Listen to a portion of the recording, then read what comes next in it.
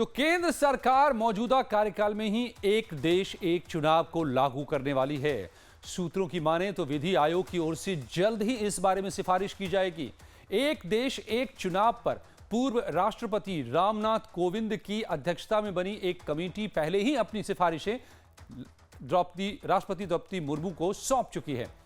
पिछले महीने लाल किले की प्राचीर से पीएम मोदी ने भी एक देश एक चुनाव की वकालत की थी। सूत्रों के मुताबिक विधि आयोग देश के सभी चुनाव एक साथ करने की सिफारिश कर सकता है। सवाल है कि अगर ऐसा होता है तो इसका क्या असर होगा। एक देश एक चुनाव है क्या, इसे कब से लागू करने की तैयारी है, बदली हुई व्यवस्था कैसी होगी और क्या इसका असर होगा जो तमाम राज्यों में चुनाव अलग अलग समय पर हुए हैं। हम आपको आज एक एक कर हर पहलू एक देश एक चुनाव से जुड़े हुए जो हैं उस पर बताएंगे पूरी डिटेल।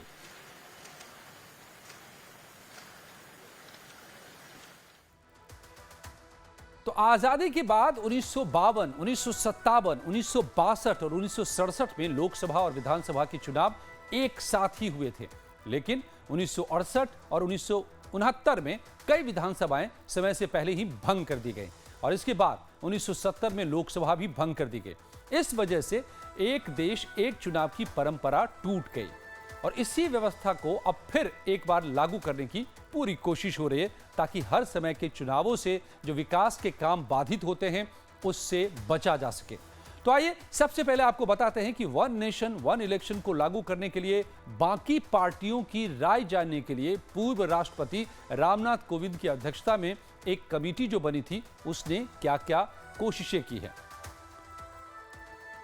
अब ये मैं आपको बताता हूं ग्राफिक्स के जरिए कि कोविंद कमेटी ने क्या क्या किया। कमेटी ने 62 देश की जो पार्टियां हैं, राजनीतिक पार्टियां, उनसे बातचीत की, सबकी राय जानी।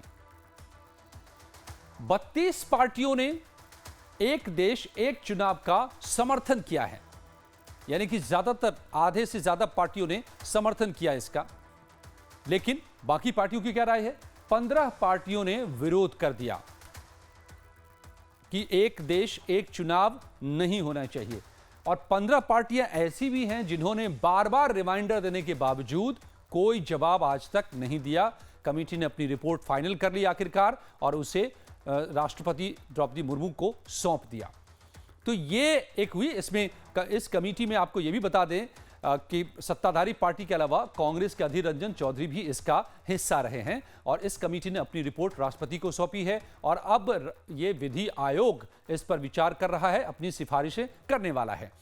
तो वन नेशन वन इलेक्शन पर विचार के लिए बनी कोविंद कमेटी की रिपोर्ट में क्या कहा गया है?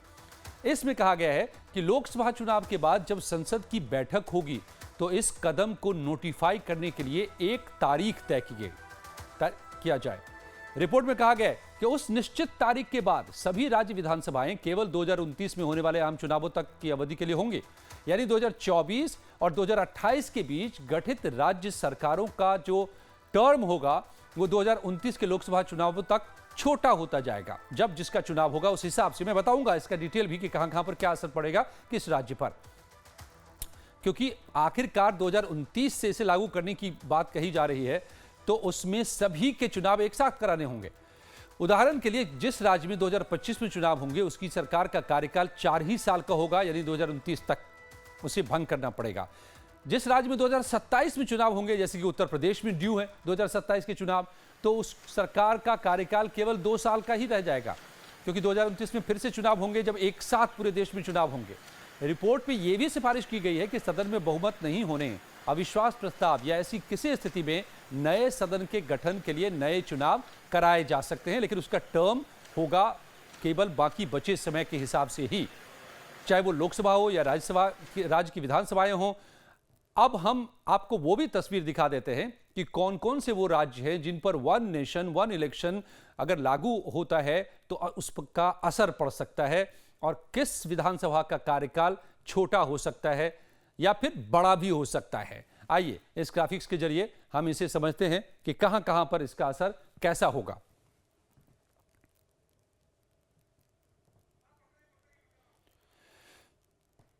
अब महाराष्ट्र में जैसे 2000 हाल ही में चुनाव होने हैं इस साल के आखिर तक, तो महाराष्ट्र में 2024 से 2024 में चुनाव होते हैं, 5 साल बाद तक टर्म होता है विधानसभा का, 2029 तक रहेगा और 2029 में ही इसे लागू करने की बात हो रही है, वन नेशन वन इलेक्शन की पॉलिसी को। तो इसका मतलब होगा कि इस पर कोई खास असर महाराष्ट्र पर नहीं होगा।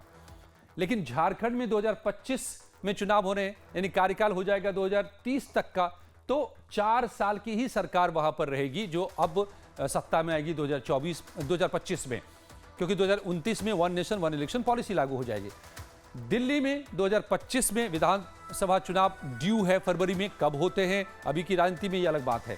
2025 से 2030 तक का टर्म होगा तो 4 साल की सरकार रहेगी। बिहार में भी 2025 में चुनाव होने हैं, तो यहाँ भी 2030 तक का कार्यकाल होगा, लेकिन यहाँ भी 4 साल ही सरकार चल पाएगी, 2029 में फिर से चुनाव हो जाएगा। असम में 2026 में चुनाव होने हैं, यानी टर्म उसका होगा 2031 तक का, लेकिन 2029 ही तक चल पाएगी सरकार, तो 3 साल की ही सरकार वहां चल पाएगी और फिर से वहां इलेक्शन होगा।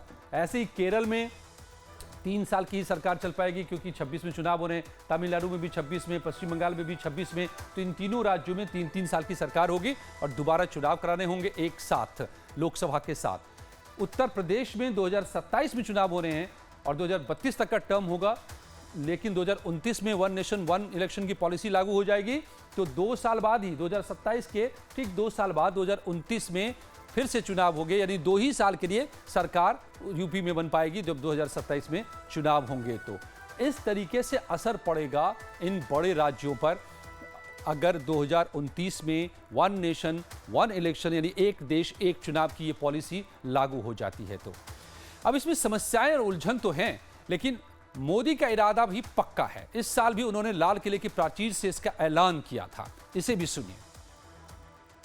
योजना को चुनाव के साथ जोड़ देना आसान हो गया है, क्योंकि हर 3 महीने 6 महीने कहीं न कहीं चुनाव चल रहा है। कोई भी योजना जाहिर करोगे आप तो मीडिया में देखेंगे, चुनाव आया तो फलाना हो गया, चुनाव आया तो फलाना हो गया। हर काम को चुनाव के रंग से रंग दिया गया है और इसलिए देश में व्यापक चर्चा हुई है। सभी राजनीतिक दलों ने अपने विचार रखे हैं। एक कमेटी ने बहुत बढ़िया अपना रिपोर्ट तैयार किया है। वन नेशन वन इलेक्शन के लिए देश को आगे आना होगा।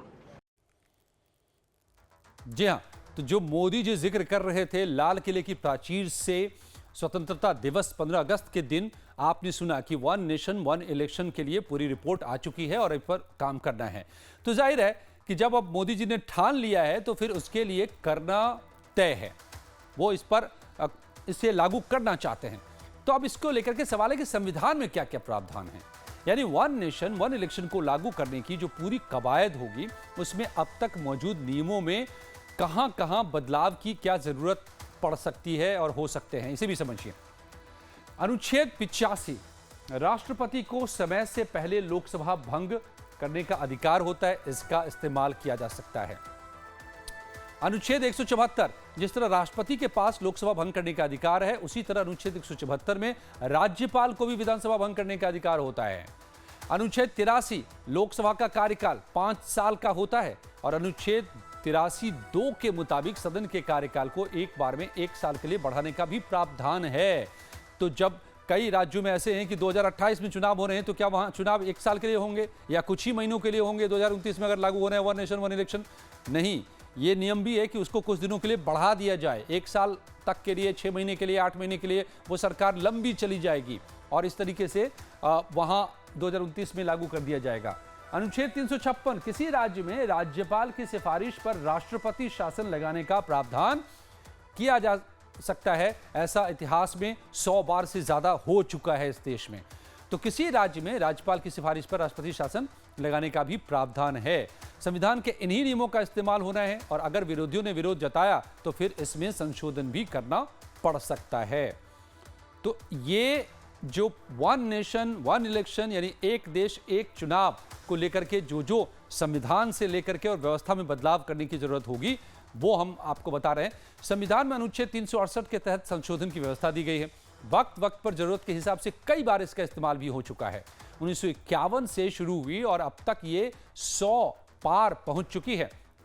लेकिन संविधान संशोधन के लिए बिल लाने के बाद दोनों सदनों में 2/3 बहुमत से इसे पास कराना पड़ता है और उसके बाद कम से कम 15 राज्यों की विधानसभा से भी पास कराना होगा। तो रास्ता इतना आसान नहीं है। इसको लागू करना, संविधान में संशोधन इसके लिए करना होगा और तभी कराया जा सकता है। अब इसको समझिए कि संविधान संशोधन के लिए जो बहुमत की जरूरत होगी उसका आंकड़ा क्या है। लोकसभा में 362 चाहिए और राज्यसभा में 163 चाहिए, 3/4 जो होती है। तो संसद में एनडीए की मौजूदा ताकत क्या है? लोकसभा में 292 और राज्यसभा में 112, यानी बहुमत से काफी दूर है अभी एनडीए। तो जाहिर है कि इसे लागू, वन नेशन वन इलेक्शन की पॉलिसी को लागू करने के लिए कई बड़े विपक्षी दलों की मदद की भी जरूरत सरकार को पड़ेगी। अगर वो सहमत होते हैं सभी दल तभी ये हो पाएगा, वरना जो मौजूदा सरकार है एनडीए की वो बहुमत से काफी दूर है। लोकसभा में 362 के मुकाबले 292, राज्यसभा में 163 के मुकाबले सिर्फ 112, तो ये बड़ा गैप है। तो इसके लिए जरूरत होगी कि एनडीए को दूसरी पार्टियों से भी मदद देनी होगी, सभी को सहमत करना होगा, तभी ये पॉलिसी लागू हो पाएगी। अब मोदी सरकार इस बिल को लाने के लिए गंभीर है। यह खबर जब से बाहर निकली है तब से तमाम पार्टियों की ओर से प्रतिक्रियाएं भी आ रही हैं। कांग्रेस और आरजेडी का स्टैंड क्या है, आप इसे भी सुनिए। इलेक्शन को आप क्या कहेंगे, क्योंकि आज हर जगह ये बात है। ये संविधान का मामला है, संवैधानिक प्रावधानों के तहत है। अभी केवल राजनीतिक स्टंट है मोदी जी का, अभी उनको शायद सच्चाई नहीं पता है। देखिए, मैं बार बार इस बात को कह चुका हूं कि one nation one election sounds good, लेकिन ये ऑब्सेशन की तरह है। वन नेशन वन टैक्सेशन में हमने जीएसटी का तो देख ही लिया, कबाड़ा हो चुका है। खैर, दूसरी बात मैं कहूंगा, 1962 तक इस देश में वन नेशन वन इलेक्शन था। 52 में पहला चुनाव, फिर 57, फिर 62। फिर क्यों परिस्थितियां बदली? क्योंकि रीजनल पार्टीज का इमरजेंस हुआ, कांग्रेस की डोमिनेंस को चैलेंज हुआ। मैं एक उदाहरण देता हूं। आपने कर लिया,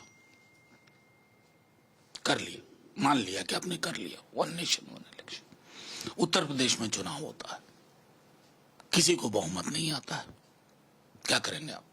राष्ट्रपति शासन लगा देंगे आने वाले 5 साल तक। जनता को अपनी चुनी हुई सरकार नहीं चाहिए होगी।